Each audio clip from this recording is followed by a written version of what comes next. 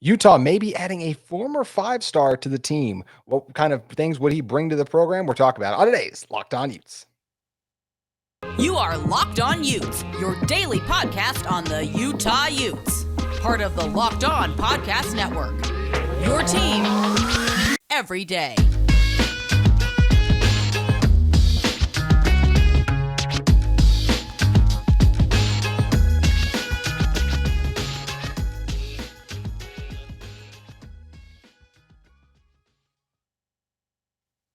Hello, everyone, and thank you for making Locked On Utes your first listen every single day. We are available on all platforms, including YouTube. Today's episode is brought to you by FanDuel Sportsbook, the official sportsbook of Locked On. Make every moment more. Visit FanDuel.com/LockedOn today to get started. My name is JT Wistrcill, former intern inside the University of Utah Athletic Department. And on today's show, we're going to be diving into the Utes who were drafted in the latter rounds of the 2023 NFL Draft. But first, we're going to discuss the Utes and the transfer portal, which is, of course, all the rage in college athletics today. And in order to help us do that, it's friend of the show and Zone's Sammy Mora. Sammy, Utah, the coaches mentioned a little bit. The one area in the portal they really might be looking at right now is the wide receivers, adding a little more depth there. It sounds like they like Devon, not surprising after waiting last season. Money came on strong really late. Mikey Matthews, wow, what a spring game for him. But behind that and kind of the other guys, I think they just would like to add some more depth there. They haven't even gotten Emery Simmons in the building yet, so I still think there's some stuff there. But there's a receiver right now the team is currently talking to. It's a former five-star in Oklahoma wideout, Trejan Bridges. And when you're talking about Bridges, look, this is a guy, as we said, he's a former five-star. So a guy that Lincoln Riley was going to bring in. And we know, especially when it comes to recruiting offense, we know what Lincoln Riley can do. And Bridges is the kind of guy who's explosive, offers a lot of different things, everything you could want in a receiver. As we mentioned, once again, former five-star. Now, was dismissed from the program, after had some things come up, basically. But, I mean, this is something where I feel like if their coaches were going to bring him in, they would feel good about this. Basically, the charges were he was dismissed from the program in the spring of 21, then by Lincoln Riley amid robbery allegations as he was accused, but he has pled not guilty to it, so he's going to court with it. The state of conference is scheduled for August 9th. So there's a lot of stuff to sort out there, but this is Utah football. This is a program that takes chances on on guys that they trust the character of them. So I feel like Coach Witt and his staff have done their due diligence in this situation. And if they feel good about bringing in Bridges, then I trust them in that circumstance. So it definitely seems like this is a guy Utah is interested in. And look, especially just from what he could offer from an explosive standpoint. And this is a guy who, it's not like hasn't played football since leaving Oklahoma. He was tearing up the JUCO scene in the time being. So I do think he would add a lot. And as I said, I think with all the off the field stuff, I trust the coaches to do the work, the program, all those kind of things before bringing someone in. Yeah, and I think that's something that that it's been talked about, but like Utah's gonna do their due diligence on Trejan and make sure that like they know what they're bringing into the program. Yes. And I think a big thing that needs to be acknowledged is that he hasn't been in trouble since this incident. He transfers to a JUCO in LA and does really well there and has not been in trouble with the law there. So I think it shows that like I'm in the camp of innocent until proven guilty in this situation. And if he did do this, I think he's obviously like grown and he's cleaned up and he's changed what he wants to do. And I think Utah vets their players very well. And I think that the thing is like, yes, every now and again, you're going to get some guy that you think you've gotten on the right path, but then something is going to happen to set them back off the path. But I think if you look at Utah's like record of rehabilitation, I hate using that word in this situation, but I know like what you mean. Of getting those guys back on their feet in terms of football. You have Darren Carrington, who was probably one of the most successful Utah wide receivers. He was dismissed from Oregon for I remember, if I remember correctly, it was like a DUI, like a really bad one in which he crashed his car, if I remember correctly. You have Francis Bernard, who was kicked off of BYU. You have him. Dominique Hatfield was in a bunch of issues before he came to Utah. And yes, Witt jumped the gun on kicking him off of the team at one point because of an alleged armed robbery, which I think, and obviously Domo came back to play for Utah after that because I think Witt really learned his lesson of assuming you know what happened without getting all of the sides and getting all of the information because Domo's a name that a lot of Utah fans haven't talked about in a while. And I think that is something, at least for me, with hearing this whole Trejan Bridges situation is coming back a lot, is Witt kicked Domo off the team because of an alleged armed robbery for a cell phone. And then he kicked him off. It came out that Domo wasn't even there. Mm-hmm. Like, he was not even around when this happened. Mm-hmm. And thankfully Domo came back, and like I am assuming Whit begged and like was like, I am so sorry. Like, this was like, forgave him and made amends with himself because he jumped the gun Mm-hmm. without collecting all the facts. And I think the Domo situation is one that I think has really shaped who Whit is when it comes to making these decisions about these guys who have troubled pasts.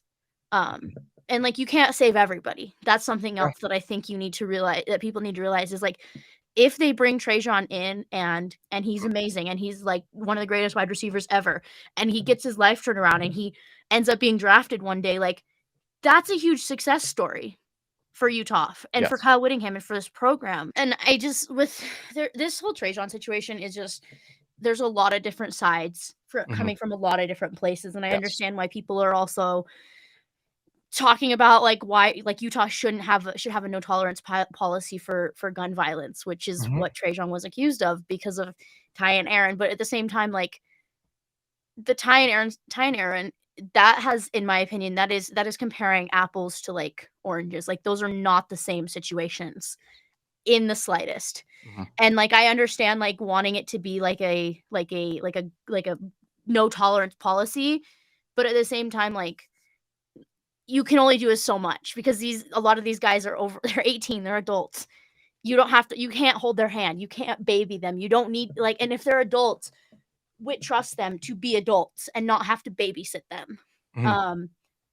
Sorry, that was a long-winded tangent also, but I think adding Trejan would be really, really, really great for this offense.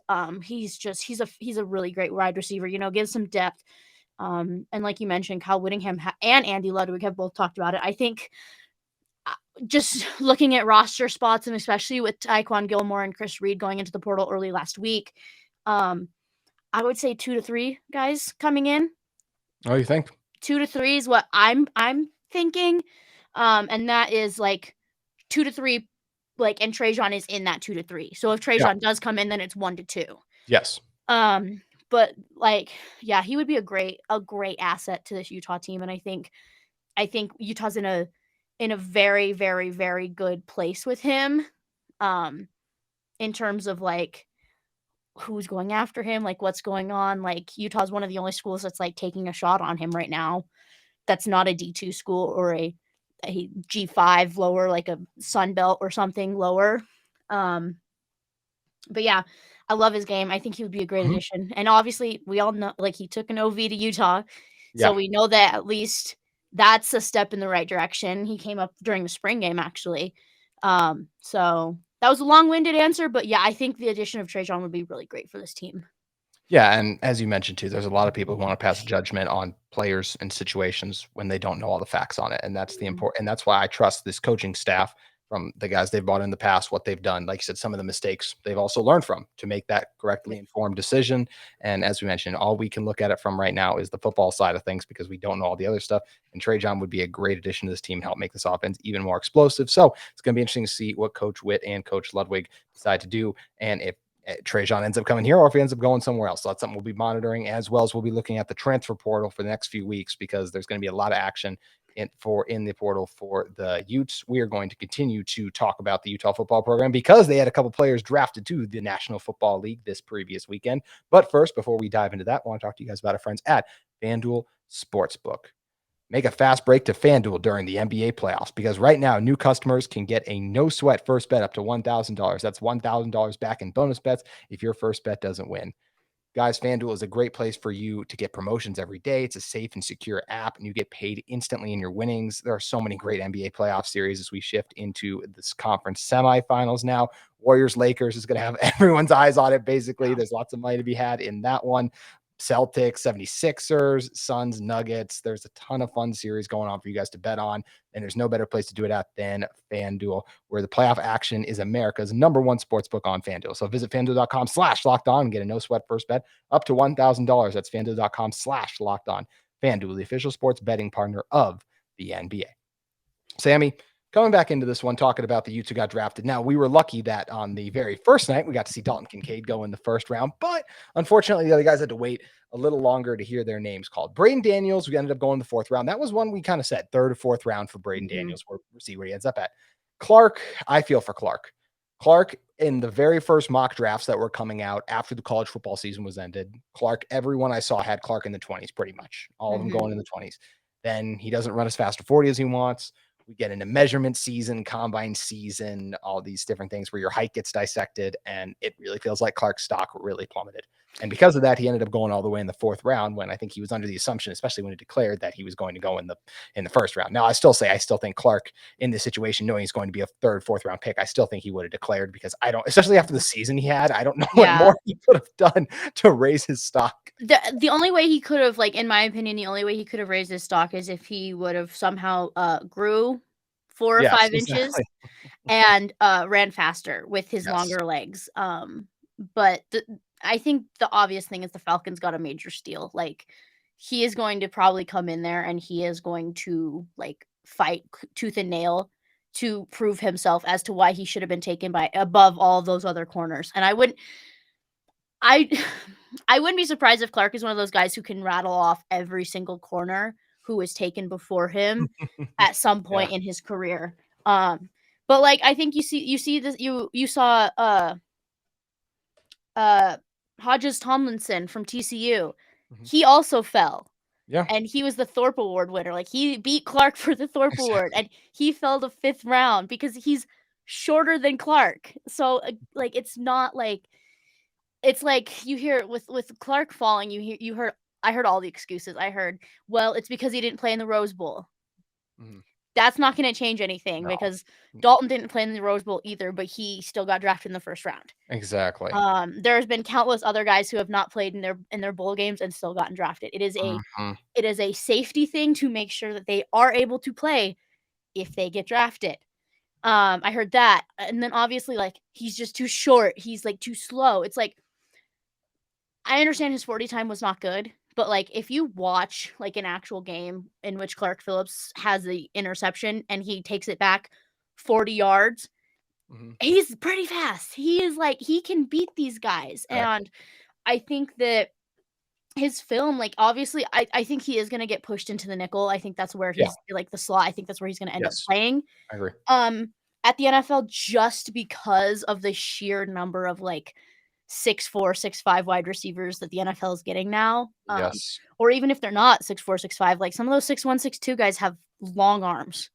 So they can have that extra radius. But I think the Falcons got a steal, and I think it's also really it was really cute to me watching Jamal Anderson, one of Utah football's greatest players. Tweet about how he's so happy that Clark's a dirty bird. That's just that enough for me, sold me on it. And my team's in the same division as the Falcons, so I will get to watch a lot of Clark Phillips, and I'm excited about that. Yeah, I think it's a really good spot for him too. I think when you look at, they've invested a little bit in corner AJ Terrell, a first round pick a couple years ago. He'll play on the outside. They just spent some money to get Jeff Okudah, former kind of guy who just didn't live up to the height with the Lions. Had Injuries. Injuries was a huge part of that. So those should be the two guys for them on the outside. And look, there's some other names in there. Mike Hughes, another former first round pick, but I do feel like that Clark's going to be the guy for them at the nickel. So yeah, it's a bummer, goes in the fourth round, the 11th pick of the fourth round, pick 113 overall. It's not where he wanted to go, but it's about situation. It's about fit.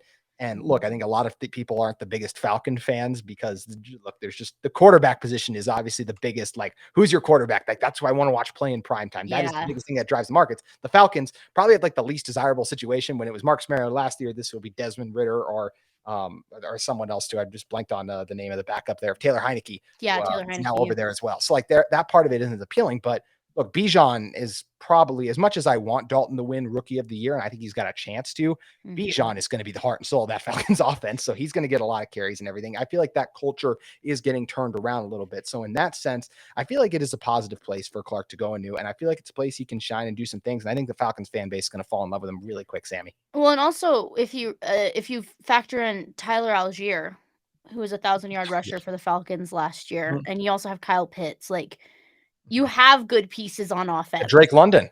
Yeah, and you have Drake London. You have good pieces.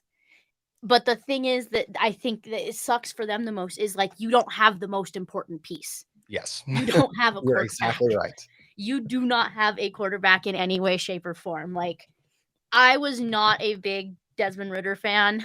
Yeah. And when he played at Cincinnati, I just couldn't get behind him. But I think that, like, once they can figure out the quarterback situation, Mhm. I think the Falcons are going to be in a pretty good spot. Yeah. Also not a big Taylor Heineke fan. No, yeah. He took over for backup. Alex. He's a He fun took over backup. for Alex Smith when Alex Smith went down. But at the same time, it's like, do you really want to have to play Taylor Heineke for an entire season? Exactly. That's the Like, thing.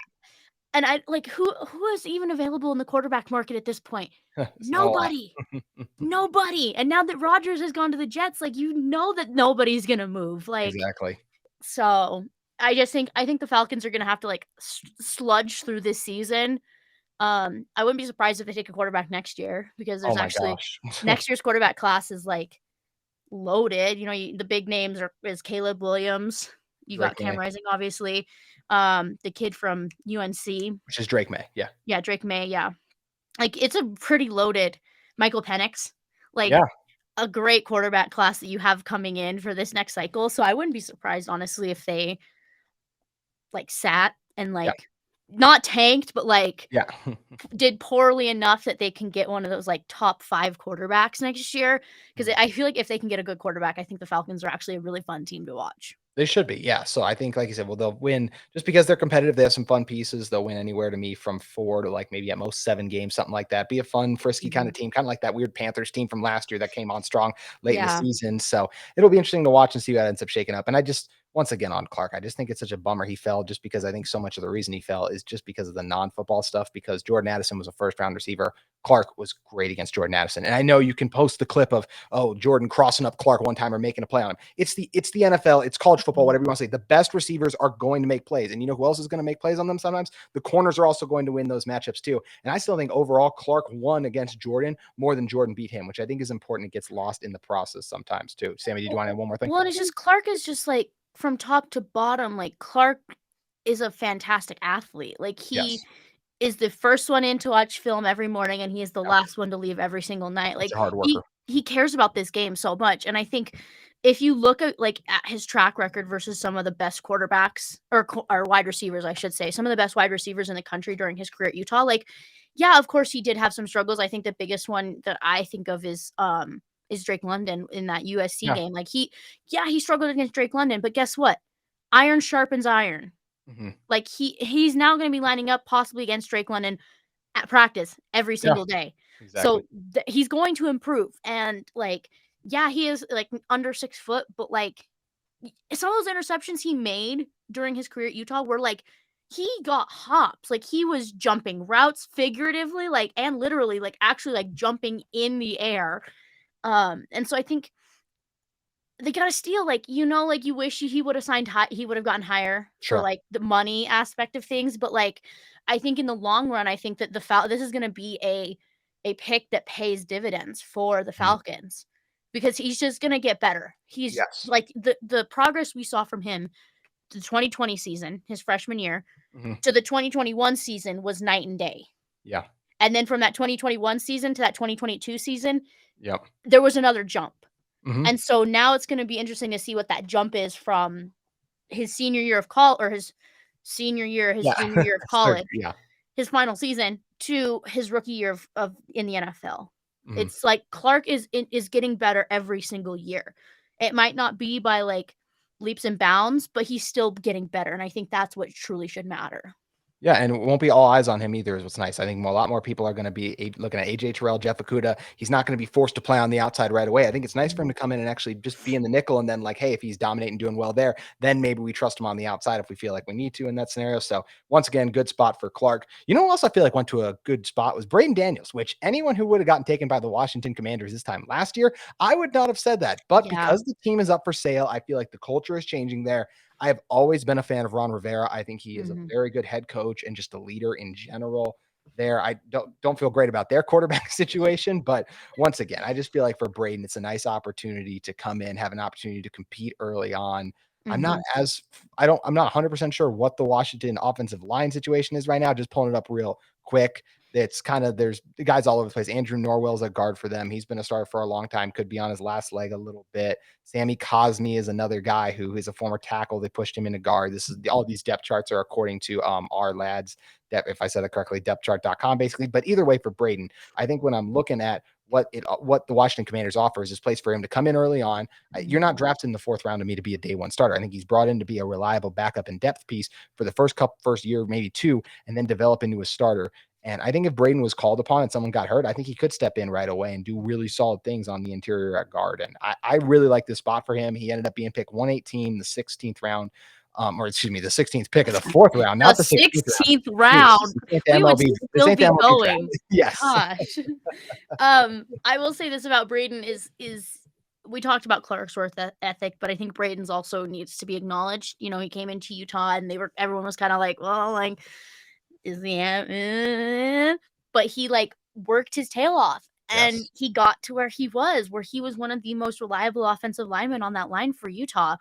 And like you said, like if this was maybe 2-3 years ago, I would be like, that's a death sentence to go to the Commanders. But I think now that like that Schneider's on the way out, I think it's kind of like the tides are turning, I think, in Washington. Again, like I know Washington fans were happy because they're like, finally someone that can protect Sam Howell. I'm like, again, Sam Howell should not be your future. No. He should not be your future. He had one start, and I don't even think he won it. I don't think he won it either. I'm not sure. I don't watch Sam Howell. I mean, it's just it's a good spot for him. Like you said, like, is he gonna be asked to come in day one and like get in that starting lineup? No.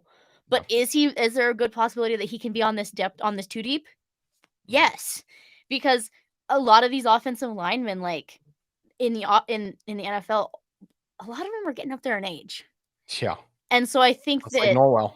Yeah, I think the tides are turning for offensive linemen. Just like I think that, like, you know, when you see Brady retire, you saw Breeze retire, you saw like all of these great quarterbacks that like I know you and I grew up watching, like going out and retiring. Like now you're like who's left? Like Aaron Rodgers is probably the oldest one.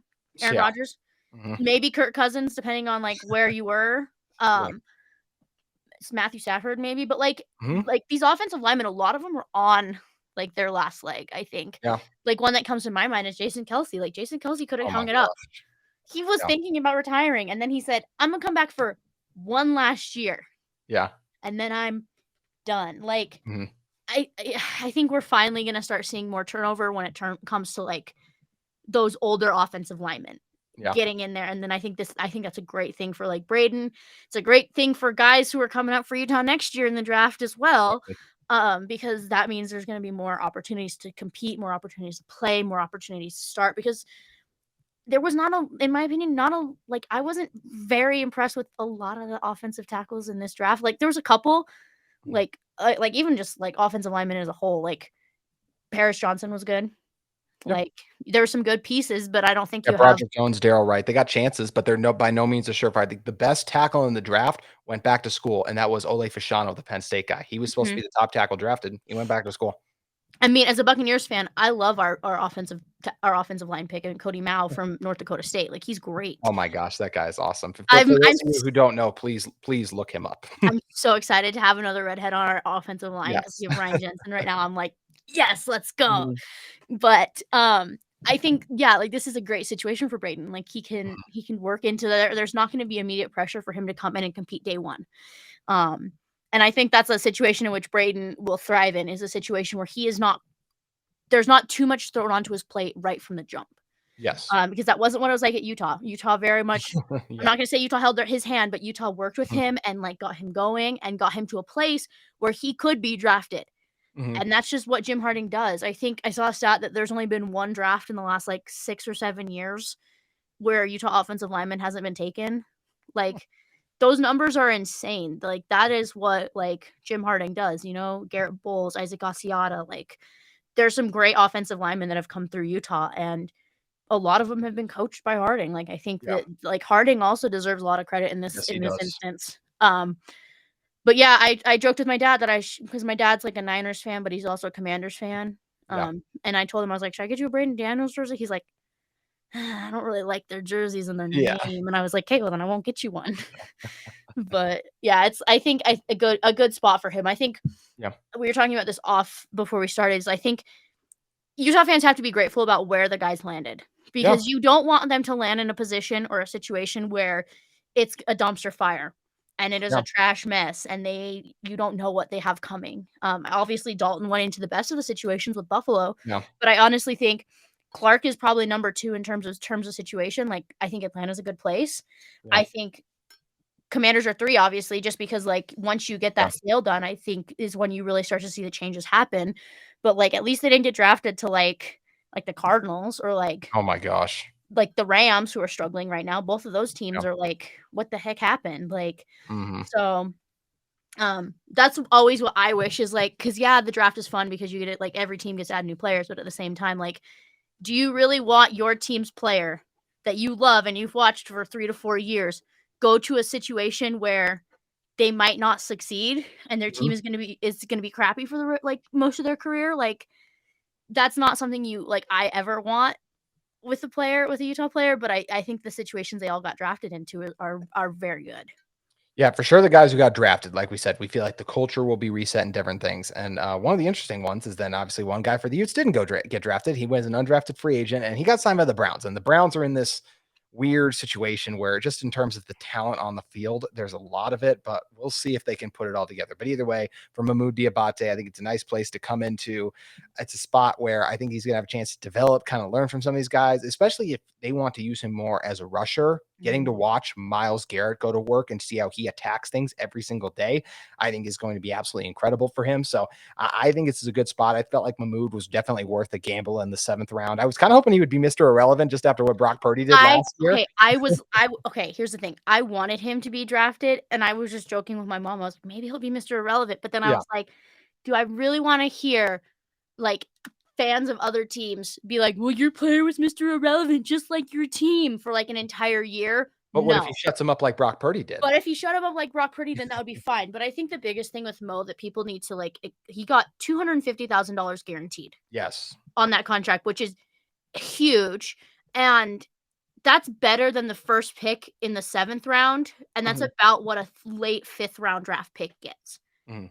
I think the Browns wanted him, obviously, because he was a priority free agent for them. Yeah. Like, they wanted him and they wanted him bad, but since the Browns don't have any picks because of the whole Deshaun Watson trade, like, you kinda have to just work with what you have, and that's free agents, and obviously, there were guys ahead of Mo that they needed to get drafted, and so they did, and they were able to Mhm. get him as a priority free agent for $250,000 guaranteed, which is a really nice paycheck for, Mo to just, like, compete, practice, learn from Myles Garrett, as you talked about, like, it's gonna be interesting, it's gonna be fun, and I think, like you said, that's another situation where you're kinda like, "Well, they have the talent," but, like, I think it's more of, like, my thing with the Browns is it's like, I just don't know where they're at in terms of culture just because of, like, all of the guys on the field have their own things that they're going through, and there's obviously Deshaun Watson and all of the stuff that he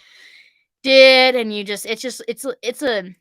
it's a questionable situation for me, and I Mhm. think I still, like, if he can show up and show out in Cleveland and possibly maybe down the line get a contract somewhere else for bigger, that he can actually, like, compete more Yeah. regularly, I think that's a possibility. Like, I wouldn't be surprised if he makes roster as, Yeah. like, a special teamser and then just kinda works his way in, Exactly. but I know I was every time I saw a linebacker drafted, I was like, "There's a better one! Yes. Mo! You didn't take Mo!" Like, there was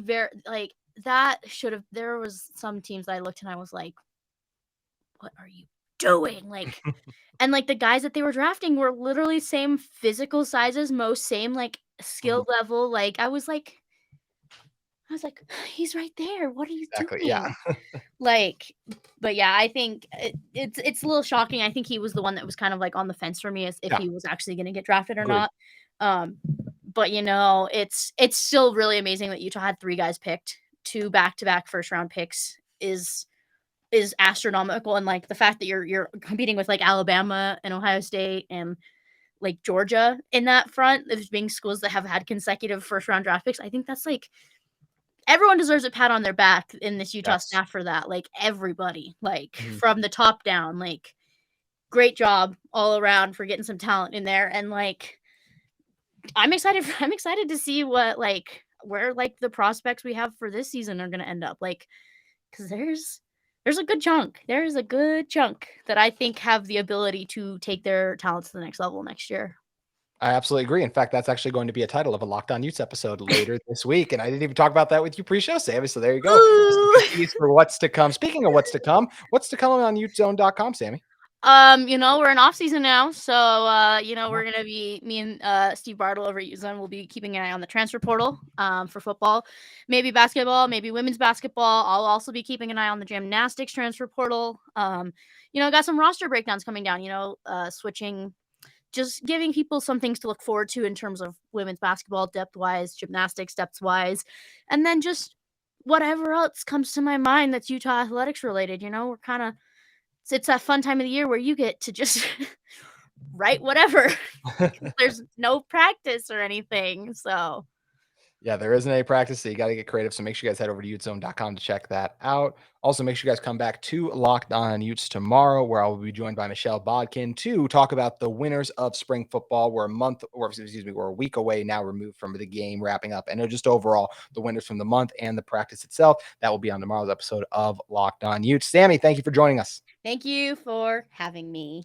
That's going to do it for today's edition of Locked On Utes, but we'll see you tomorrow.